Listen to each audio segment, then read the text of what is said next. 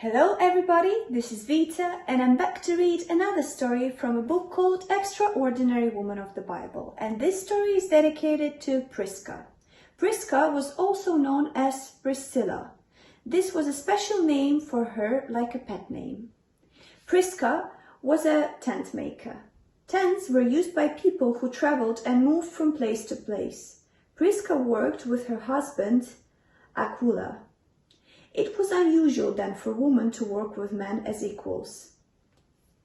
Prisca must have been very good at her job. Often tents were brought to be patched if they were damaged. Prisca and Aquila probably made other things out of leather too, like bags and belts. Prisca and her husband were Jewish, but had become Christians. They had come from Rome to a place called Corinth in ancient Greece.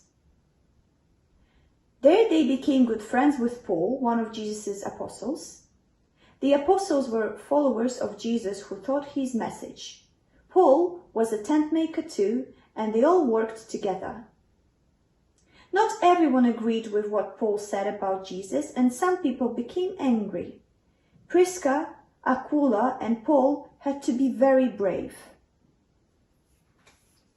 Prisca and Aquila decided to join Paul on one of his journeys as a missionary. A missionary is someone who travels around from place to place teaching others about Jesus. In those days, this was the only way to spread important information. A woman serving God alongside her husband in this way was also highly unusual at that time. Prisca and Aquila set off with Paul. Tent making was a perfect job for missionaries, as all you needed was a couple of needles and some knives, so they could work wherever they went.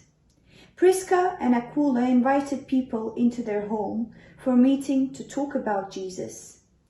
So it is in fact thought that they helped to set up the very first churches. God wants us to be loyal friends like Prisca was to Paul, and to work together to share God's message. Thank you so much for watching. Hope you enjoyed it. Stay tuned as more stories are coming soon.